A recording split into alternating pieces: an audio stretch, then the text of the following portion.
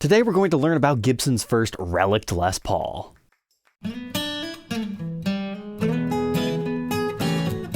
Welcome back, Troglodytes, to your daily dose of guitar information, the Trogly's Guitar Show. I've been wanting to cover one of these with you guys for such a long time, because did you know the first Relic'd Les Paul was actually done in the year 1980, way before the whole relicing craze really took off the way we think of it yet today. The model we're talking about is the Les Paul Firebrand. You might be somewhat familiar with this model, but you might not realize the full history, so let's go ahead and do a deep dive to understand the LP Firebrand. So the year is 1978, a really cool model named The Paul is born. Now please don't confuse a The Paul with a The Les Paul, or interchange their terms, because those are two very different guitars. But it was basically a new take on a Les Paul. These were solid walnut, so multi-piece walnut body, multi-piece walnut neck. You've got the ebony fretboard on them, but the electronics were the same as what you would find in a standard or a custom, and they had a unique naked headstock with a gold Gibson decal on it. Les Paul was handed one in Germany, and he was surprised at how good it was. These things became cult classics. They might not have been made traditionally. They didn't have the carved top. As you can see on this example, it's a slab body. Now they do still have some comfort cuts to it, like along the edge, so it makes it a little bit more comfier to play. And they also have a very shallow belly carve on the back. This was a very new thing at this time. It was an idea that proved popular enough that in 1979 they introduced the SG. However, after a couple of years being in the market, they get rebranded Firebrands. So that's where this comes into play. We're talking about the headstock. It actually gets branded the Gibson logo instead of being any type of a decal. And you also have a new truss rod cover on these that actually reads Firebrand. However, there were a small number produced that were actually factory Relic'd. You see all these dents and dings in the black splatter paint? It was very popular to do this on furniture at this point in time because it gave it an antiqued vibe. I'm sure that's probably what the official name of this version was, something like antiqued. I'm not 100% sure, but if you ever see one of these out there that has a bunch of nicks and dings and gouges all over it and black splattered paint, that is not somebody trying to refinish it or it was close to somebody spraying paint or anything. That was intentional on a run of these. A viewer of the show actually collects these, the Pauls, and this one is, pretty much new old stock mint condition, and I've been looking for one of these for a long time to prove that, yes, I still have the satin finish, and yes, those nicks and dings and paint splotches are all there.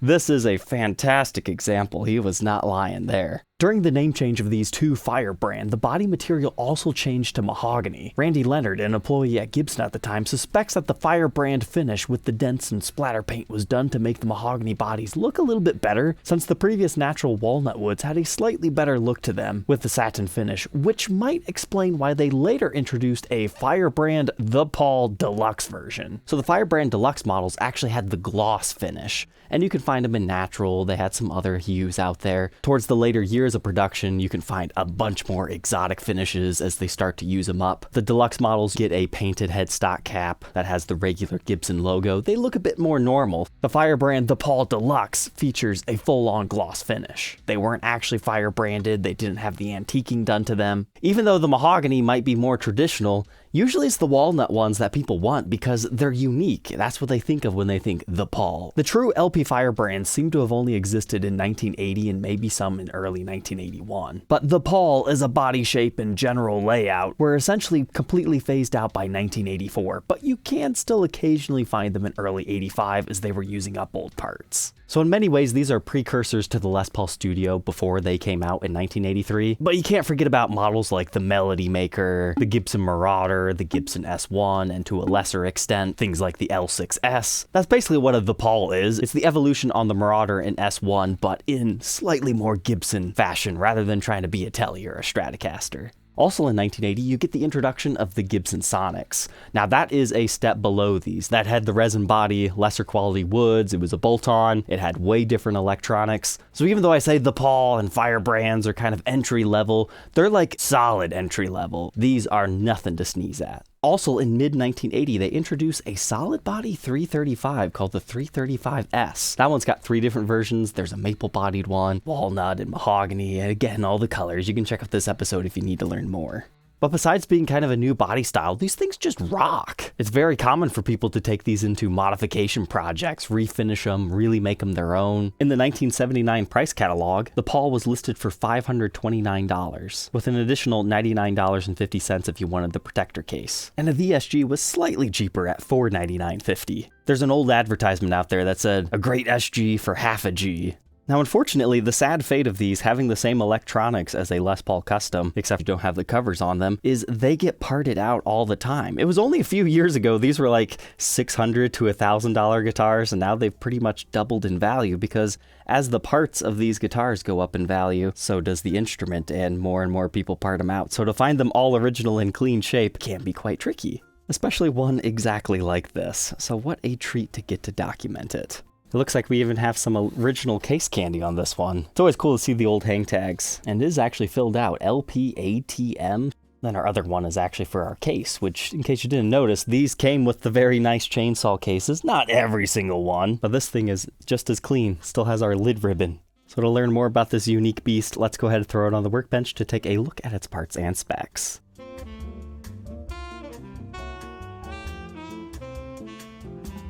Inside our scary clean Firebrand, had to whip out the gloves for this one. We still have the original T-tops in here, as we were talking about earlier, same thing as you would find in a custom. This one's dated to December 5th of 1979, and our neck a little bit later, January 2nd of 1980. If you're curious why this era of pickups are called T-tops, it's because of the bobbins right here. Many T-tops have covers over top of them, but if you take them off or find a model like these that don't have them, you can see the T's on the tops of the bobbin. But now let's see if it works. Circuits within the reading, 7.55 k ohms, so that's about right.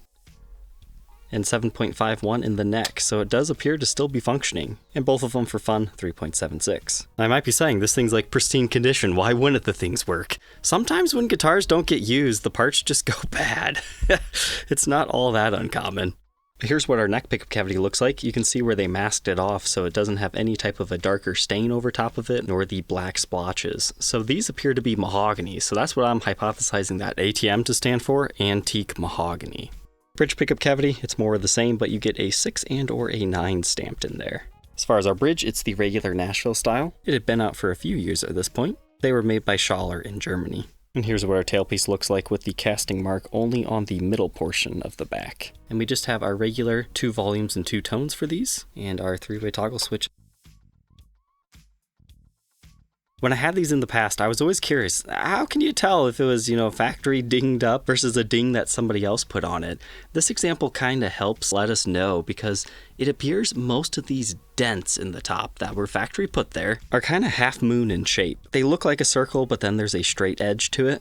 I would hypothesize that all these might have been put there by hand, like maybe they had a hammer tool, because it's almost like the dents are just like right in the clear coat and maybe just barely into the mahogany body. But they all have a very similar shape, but maybe that will vary example to example. But it's kind of an interesting look at, what became eventually the relicing, way before Relic'd guitars were necessarily a thing. They were just going after that cool coffee table vibe with these. I remember there was a guy on a forum once that called these the coffee table burst.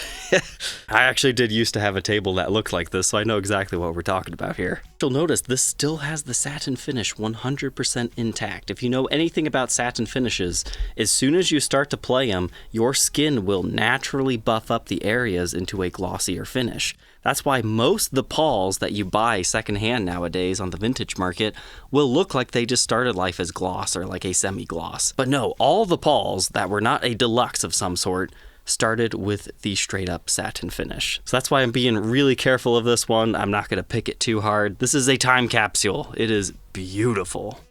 Now we can move on to our fretboard. I've always loved the fact that these things had ebony boards. Now some of them do have some streakiness to it, so if somebody calls it a rosewood board, you can't really fault them. But here's something I never noticed. The dot inlays are actually true mother of pearl. I mean, when would you ever get that on a more budget-friendly model in today's Gibson lineup?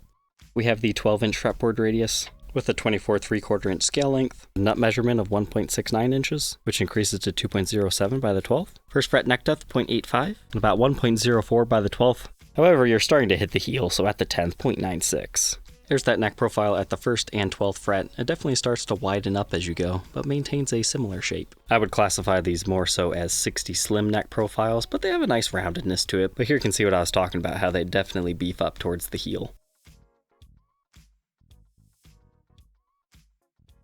And now we can move on to our headstock. Starting with our truss rod cavity, we can actually see the initials of an employee. That tells us they did the fret filing on this particular one. And it says RL. Is that Randy Leonard? No, it is not. That's actually his brother, Ricky Leonard. He didn't work there as long as his dad and Randy. So that might not mean much to most people, but I always find it cool when I find their initials and stuff because they're still around and they help me with nitty-gritty details as I make these videos yet today. There's our beautiful headstock with the cool branded logo. Always love that. There's a promotional sheet that actually shows a legit Gibson branding stick. Now, did they actually use that to put that on here? Probably not. It's more so a promo prop. However, I would love to find that thing because it needs to be in the museum. We've got nice, crisp, clean edges on this headstock and great Grover tuners. Here's a look at our extra clean LP Firebrand truss rod cover. Doesn't have too much age to it. But yeah, interestingly enough, the knobs have aged quite a bit. Now let's move on to the back. I find it kind of funny. There's like excessive black splotching up here, like it just got caught up in the finish instead of being evenly distributed like in most of the other areas. But again, you can still see some of those dings straight from the factory. That's how it's supposed to look. Although, that looks like an after factory ding to me. That's okay. Let's look at our electronics. First of all, we still have the plastic over our back plate. It's always cool to see. You don't find that on every example. We have a 41st week of 1979 pot code there. Illegible on that one. Looks like 35th week of 79 over there, and a matching one to that here. Looks like we have a January 3rd, 1980 stamp there, as well as a different employee's sign-off. You will notice that these have a larger backplate route than usual. That's because our toggle switch is down here instead of being up there. That's kind of what made these a little bit less expensive for them to produce. But here's another good area to see where it was masked off, the darker stain versus the actual color of the wood. And of course we've got the same finish and aging techniques along the edges as well. Here's a good spot that shows you what I'm talking about of buffed finish. This must have sat on a stand for a little bit. You see how there's a very small line right there that looks a little bit more polished? That's exactly what that is. It might actually end up being stand rash. We'll have to black light it. We have a metal output jack plate with the strap button down here and in our usual location up here. And up and down our 3-piece mahogany neck. This right here shows you how little this thing was played. Your neck, just from a little bit of playing, will easily gloss these things over, but that is looking pretty good to me. And then our serial number dates this one to the 15th day of 1980, so that's January 15th right there. Production number 594 for that day, so these were made in the Nashville plant. And these are good made in USA Grovers. They're the milk bottle style. There's the rim, there's the bottle.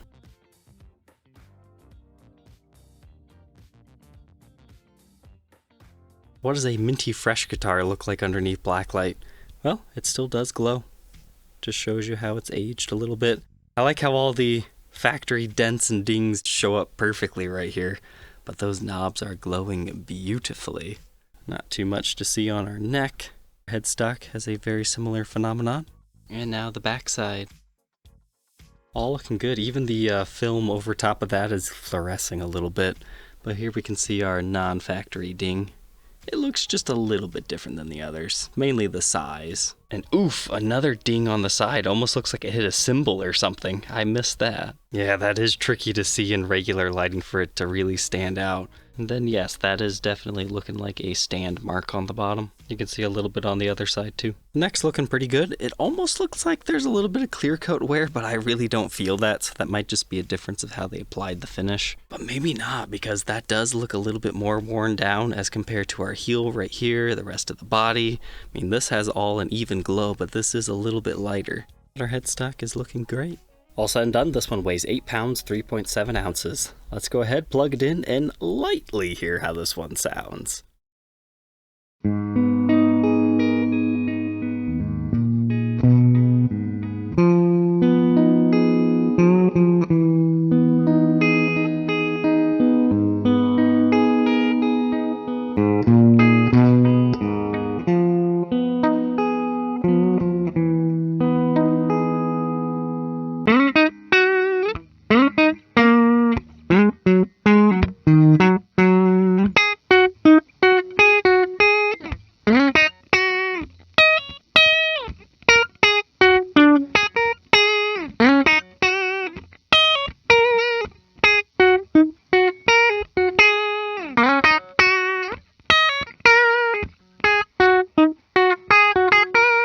have to be so gentle with this thing. You can tell it's got some great tones out of it. That neck pickup's great for jazzy stuff.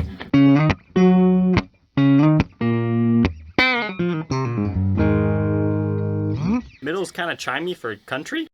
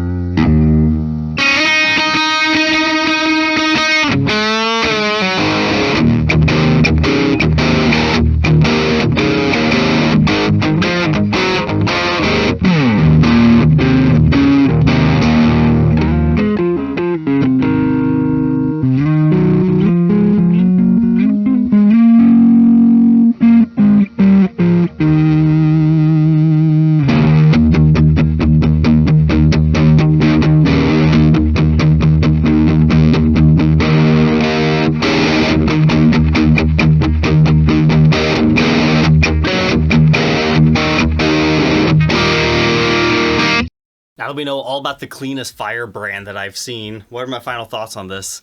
Definitely glad I bought this one. It's such a cool time capsule. Yeah, it kind of stinks that you have to take extra precautions to keep this one as clean for future generations, but it's not every day you can see one the way they were initially leaving the factory, with the full-on satin finish, not really buffed up hardly anywhere, no additional giant gouges. You can see the whole antiqued Firebrand finish. It's awesome. Don't judge the tones necessarily on this one. It could be a lot better if I wasn't wearing a glove.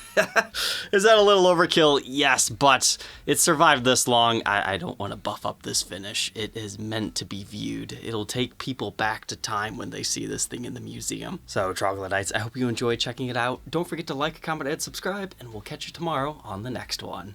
Take care.